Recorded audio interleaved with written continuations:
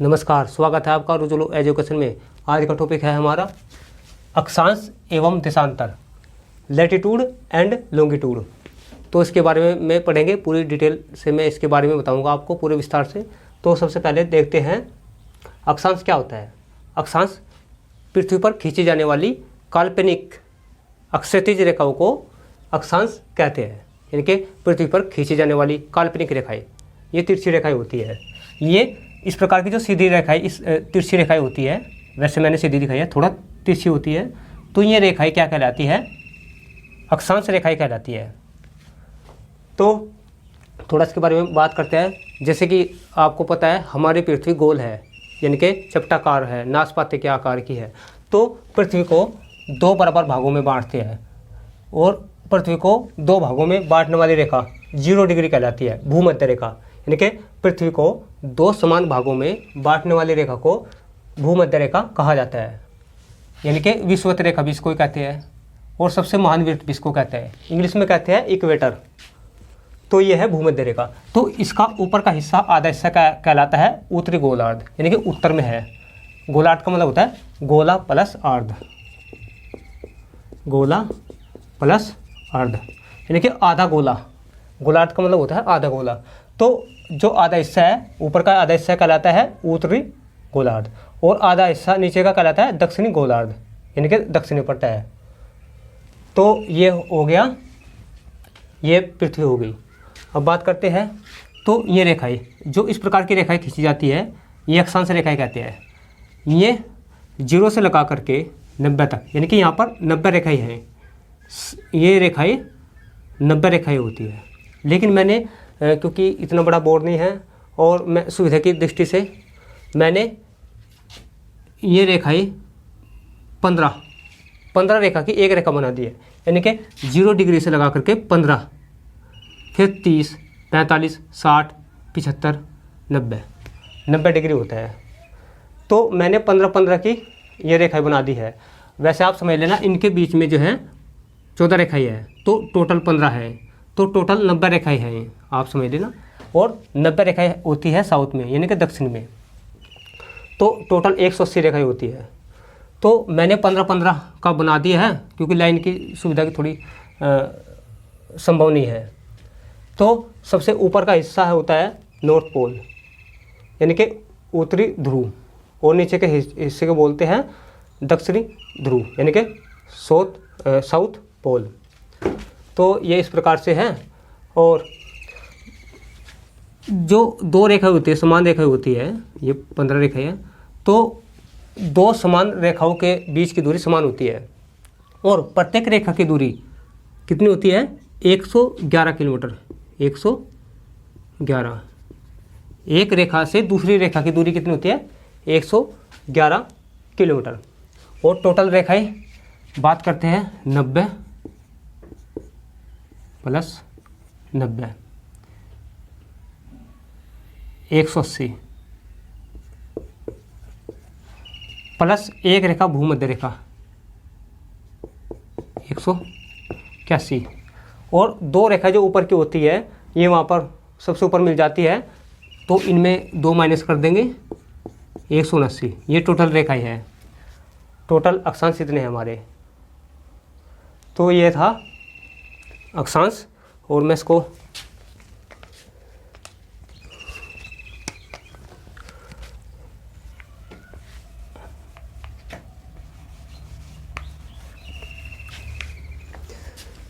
अब देशांतर रेखाओं के बारे में।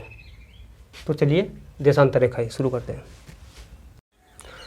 तो उसमें बात करते हैं देशांतर की। वह काल्पनिक रेखा जो उत्तरी ध्रुव को दक्षिण ध्रुव से मिलाती है, यानी कि जोड़ती है, उसको कहते हैं देशांतर रेखा। ये सारी देशांतर रेखाएं है। तो पश्चिम में 180 देशांतर रेखाएं हैं और पूरब में भी 180 देशांतर रेखाएं है। टोटल 360, 180, 180 और एक रेखाएं जो है ओवरलैप हो गई है एक दूसरे के ऊपर, तो एक घटा देंगे और इसमें एक रेखा ये वाली जो 0 डिग्री की है, इसमें प्लस कर देंगे तो टोटल 360 रेखाएं, 360 देशांतर। तो प्रत्येक देशांतर की दूरी, एक देशांतर से दूसरे देशांतर की दूरी 111 किलोमीटर होती है। एक देशांतर से दूसरे देशांतर की दूरी 111 किलोमीटर होती है। और ये हिस्सा इधर वाला, इसको बोलते हैं पश्चिमी गोलार्ध, यानी कि पश्चिम पड़ता है।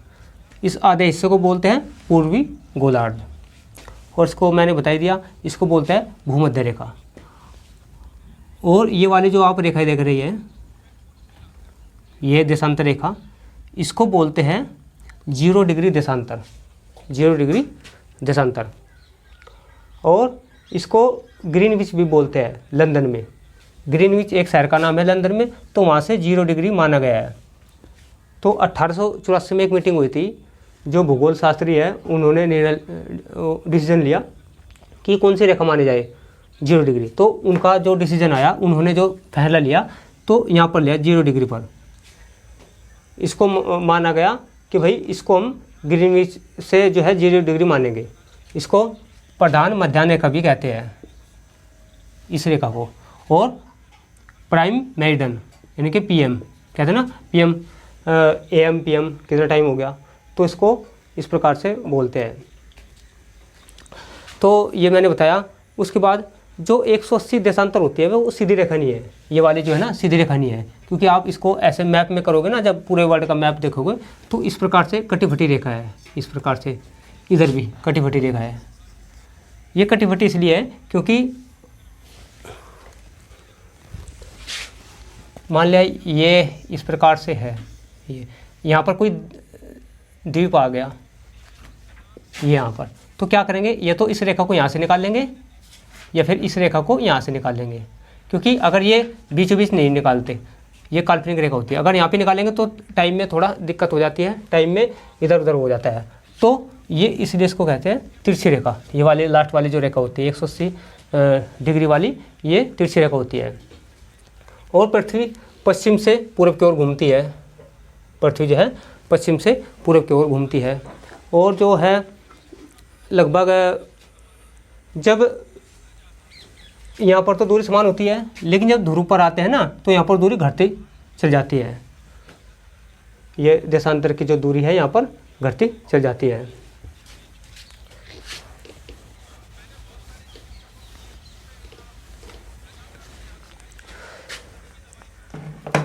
तो उसमें जो है तो भूमध्य रेखा पर जो है अधिकतम दूरी होती है, ये भूमध्य रेखा है बीच वाली, यहाँ पर दूरी अधिकतम होती है और ध्रुव पर कम होती है, जैसे मैंने अभी बताया। और इसमें जो है लगभग हर एक देशांतर के बीच जो होता है 4 मिनट का गैप होता है। एक देशांतर से दूसरे देशांतर में 4 मिनट का टाइम होता है, यानी कि आप लगा लो अगर 180 देशांतर क्रॉस करना है तो 4 मिनट से इसको मल्टीप्लाई कर दो, गुना कर दो, तो 4 मिनट यानी कि एक देशांतर को दूसरे देशांतर को पार करने में टाइम लगता है 4 मिनट का टाइम लगता है। तो इस प्रकार से 4 मिनट आप कर सकते हैं इधर, 4 मिनट इधर कर सकते हैं, तो टोटल आप निकाल लेना। तो इस प्रकार से जो है, और वैसे जो है ये क्या माना गया और इनकी आवश्यकता क्यों पड़ी, अक्षांश और देशांतर की आवश्यकता क्यों पड़ी। ये अक्षांश रेखा ही मैंने अभी बताया था थोड़ी देर पहले, ये अक्षांश रेखा ही है। तो इनकी और इनकी अक्षांश और देशांतर की आवश्यकता क्यों पड़ी, क्योंकि ऐसा होता था, ये काल्पनिक रेखा है। अगर मान लिया कोई दुश्मन है और यहाँ पर यानी कि कोई दुश्मन यहाँ पर है, तो उसको बताएंगे इतने डिग्री पर इतने अक्षांश और इतने देशांतर के मध्य पर है। तो अगर कोई मिसाइल छोड़नी है उस पर, तो वो मिसाइल इस लोकेशन पर ही लगेगी जा करके। तो जहाँ पर अक्षांश और देशांतर जो भी लोकेट करते हैं यहाँ पर मिसाइल, तो यहाँ पर उस जो शत्रु है वो मारा जाता है। तो इस प्रकार से जो है ये होता है। और इसमें मैं अब आपको बताऊंगा, ये मैंने देशांतर के बारे में बताया, उसके बाद मैं थोड़ी देर के बाद समय के बारे में बताऊंगा। तो टाइम, हर देश का अलग अलग टाइम कैसे होता है, टाइम कैसे निकालना होता है, वो भी मैं अभी बताऊंगा। और अभी थोड़ा सा मैं उसके बारे में बताता हूँ। कटिबंध के बारे में बता देता हूँ। अब देखते हैं उष्ण कटिबंध, कटिबंध के बारे में। तो ये क्या होता है? सबसे पहले ये जो पृथ्वी को दो बराबर भागों में बांटने वाली रेखा है, इसको कहते हैं भूमध्य रेखा, 0 डिग्री। उसके बाद 23.5 डिग्री उत्तर में चलेंगे ये वाली रेखा, इसको बोलते हैं कर्क रेखा। और 66.5 डिग्री उत्तर में ये वाली रेखा, और 90 डिग्री ये वाली। और 23.5 डिग्री दक्षिण में चलेंगे मकर रेखा ये वाली, और 66.5 डिग्री दक्षिण में ये वाली, और 90 डिग्री ये वाली। तो उत्तर दक्षिण, उत्तरी ध्रुव दक्षिण ध्रुव, 90 डिग्री उत्तर, 90 डिग्री दक्षिण। अब इसके बारे में बात करते हैं। ये जो क्षेत्र है 23.5 डिग्री उत्तर से 23.5 डिग्री दक्षिण में, ये जो क्षेत्र है यहाँ पर सूर्य है मान लिया। तो यहाँ पर सूर्य की सीधी किरणें पड़ती है। तो जब सूर्य की सीधी किरणें पड़ेगी तो सीधी सी बात है गर्मी ज़्यादा होगी, और लंबवत पड़ेगी यानी कि लंबी हो जाएगी इस प्रकार से। तो ये जो है गर्मी ज़्यादा होगी, सीधी सी बात है। और जब गर्मी ज़्यादा होगी तो सीधी सी बात है इस क्षेत्र में वर्षा भी ज़्यादा होगी। इस क्षेत्र में जो भी देश आते हैं वहाँ पर वर्षा ज़्यादा होगी। वर्षा होगी तो वनस्पति भी होगी, तो वनस्पति बहुल्य क्षेत्र होगा ये। और जब गर्मी होगी तो सूती वस्त्र उद्योग भी होगा, क्योंकि गर्मी में सूती वस्त्र उद्योग होता है, तो ज़्यादा ठंड में ये नहीं चलता, तो सूती वस्त्र उद्योग भी यहाँ पर होगा। और ये जो प्रदेश है सबसे अच्छा प्रदेश माना जाता है। इस क्षेत्र में जो भी प्रदेश आते हैं, जो भी देश आते हैं, वो सबसे अच्छे देश माने जाते हैं, क्योंकि यहाँ पर मौसम ठीक रहता है। और क्योंकि यहाँ पर नॉन वेज भी नहीं खाया जाता, क्योंकि नॉन वेज जो है इन क्षेत्रों में, ठंडे क्षेत्रों में खाया जाता है। और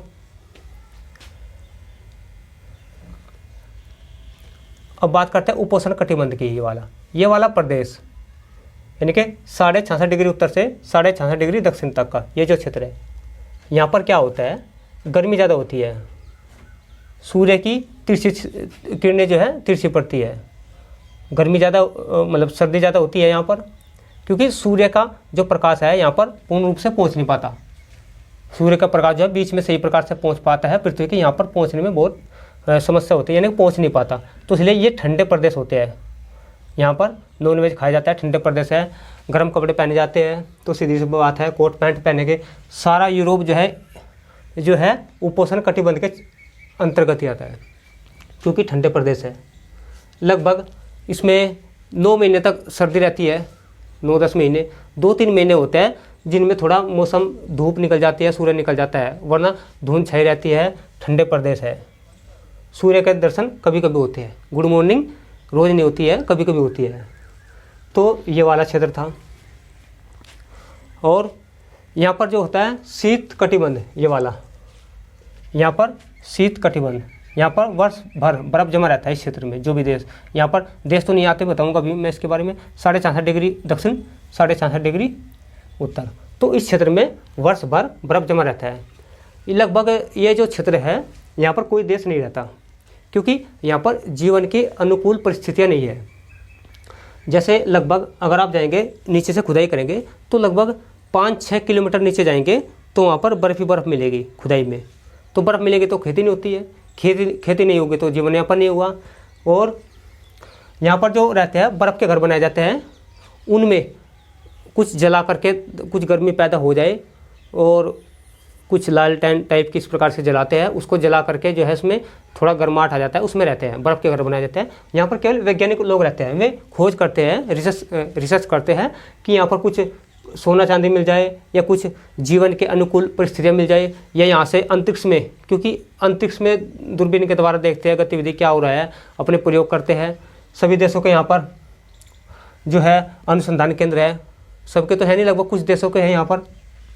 तो ये मौसम अच्छा होता है क्योंकि यहाँ पर कोई प्रदूषण नहीं है, कोई जल प्रदूषण नहीं, वायु प्रदूषण नहीं, किस प्रकार का कोई प्रदूषण नहीं है। तो साफ वातावरण है यहाँ पर। जो भौगोलिक परिस्थितियाँ हैं सब अच्छी होती है अंतरिक्ष में देखने के लिए, अंतरिक्ष की गतिविधियाँ संचालित करने के लिए बहुत अच्छा होता है। और विषुवत रेखा होती है, जो विषुवत रेखा ये वाली, इस पर जो देश आएंगे यहाँ पर दिन रात बराबर होते हैं। तो यहाँ पर दिन रात बराबर होते हैं। और सबसे छोटी अक्षांश रेखा 90 डिग्री, सबसे छोटी अक्षांश रेखा 90 डिग्री, ये सबसे छोटी होती है, और सबसे बड़ी 0 डिग्री। आप देख सकते हैं जो ये मैंने 15 रेखाएं बताई थी यहाँ पर, ये जो लास्ट वाली रेखा है ये सबसे छोटी हो जाएगी, ये 90 डिग्री पर, और ऐसे ही यहाँ पर 15 रेखा यहाँ पर है। तो टोटल मैंने बताया था 90 नीचे बताया था, 90 ये ऊपर बताया था। तो यहाँ पर छोटी हो जाएगी सबसे, और सबसे बड़ी ये हो जाएगी 0 डिग्री वाली, ये सबसे बड़ी होती है रेखा। ये देखो, ये आपको दिखाई कितनी लंबी रेखा ही है, ये यहाँ से यहाँ तक है, ये यहाँ से यहाँ तक है, और ये यहाँ से यहाँ तक है। तो सबसे छोटी 90 डिग्री और सबसे बड़ी 0 डिग्री। तो इस प्रकार से ये मैंने इसके बारे में बताया है, अक्षांश देशांतर के बारे में। तो